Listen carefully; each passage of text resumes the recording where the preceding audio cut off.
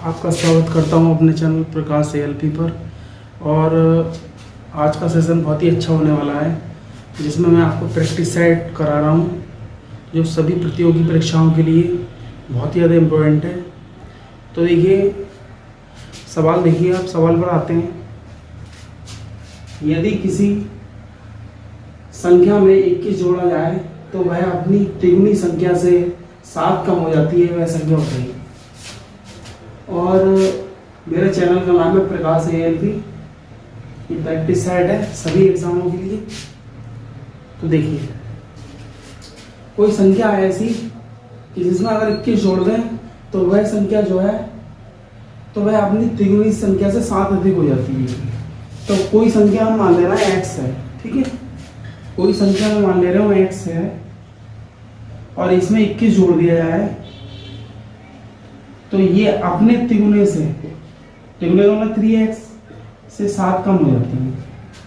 यानी कोई संख्या x मान ली, अगर इसमें 21 जोड़ दें तो वह अपने तिगुने से 7 कम हो जाती है। अब देखिए x, ये वाला 3x इधर ले लो, माइनस का बराबर -7 बचा, ये वाला 21 इधर ले लो। अब ये माइनस के 2x बराबर माइनस के हो गए 28, माइनस माइनस कट जाएगा, x का मान आ जाएगा 28/2, 2 से कट जाएगा 14 बार, तो आपका x का मान जो आ गया वो 14 आ गया। यानी जो संख्या है आपकी वो क्या है, 14 है, ठीक है। इस तरीके के सवाल खूब आते हैं सवाल एग्जाम में और ज़्यादातर परेशान करते हैं बच्चों को। तो आप इसे देख लीजिए, आपको समझ में नहीं आया हो तो कमेंट बॉक्स में टाइप करिए, ठीक है। अब आते हैं नेक्स्ट सवाल की ओर, और ये भी बहुत इम्पोर्टेंट सवाल है। आप सभी से जो है रिक्वेस्ट करता हूँ कि मेरे चैनल को सब्सक्राइब कर लें, क्योंकि मैं आपको मतलब आपके रिवीजन के लिए रात में वीडियो बना रही हूँ। तो इसलिए आप सब्सक्राइब करें जिससे मुझे मोटिवेशन मिले, ठीक है।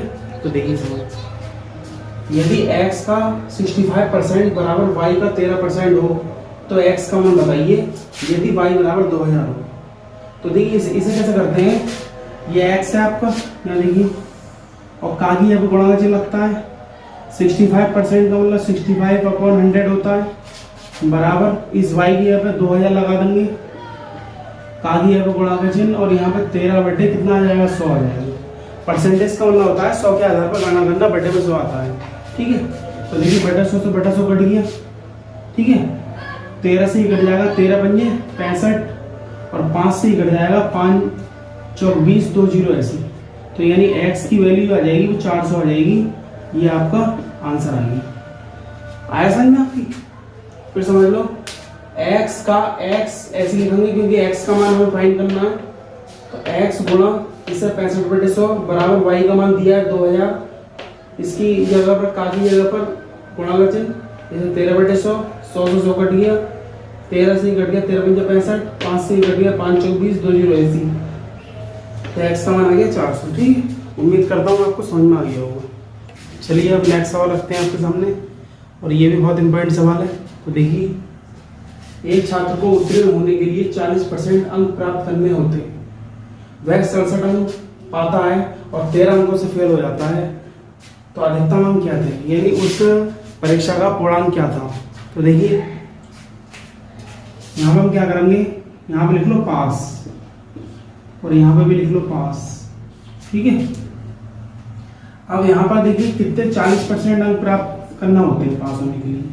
आते हैं उसके 67, अगर 13 और आ जाते तो वो पास हो जाता, अगर 13 और आ जाते तो वो पास हो जाता। तो ये कितने लाने हैं उसे, 80 अंक लाने हैं, ठीक है।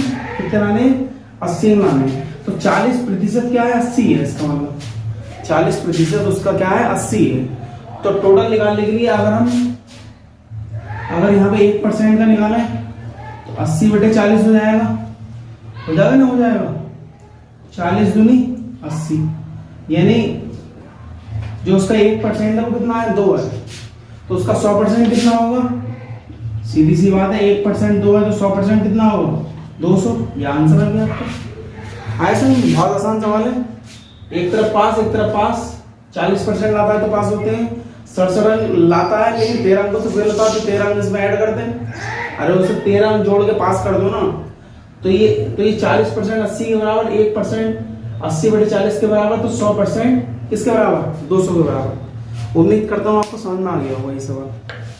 नेक्स्ट सवाल पर आते हैं, ये भी बहुत इंपॉर्टेंट सवाल है। एक दुकानदार घड़ी बेचते समय 5% की छूट देता है। यदि वह 7% की छूट दे तो लाभ के रूप में 15 रुपये कम कमाता है। तो अंकित मूल्य पूछा है घड़ी में। तो देखिए 5% की छूट देता था, देने लगा 7% की छूट। तो जो इन दोनों में जो 15 रुपये का डिफरेंस आएगा, 15 रुपये कम कमा रहे हैं ना, तो 5 से 7 का अंतर कितना होगा, 2% होगा। कितना होगा, 2%।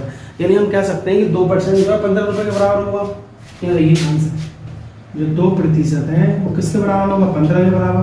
तो 1% किसके बराबर होगा, 15/2 के बराबर। तो 100% किसके बराबर होगा, 15/2 गुणा 100। 2 से कट जाएगा कितनी बार, 50 बार। 50 की 15 बजे 75 यानी 750 रुपये। इसका क्या आ गया, अंकित मूल्य आ गया। फिर समझ लो, 5% दे रहे हैं, 7% देने लगा, 15 रुपये का डिफरेंस आ गया लाभ में।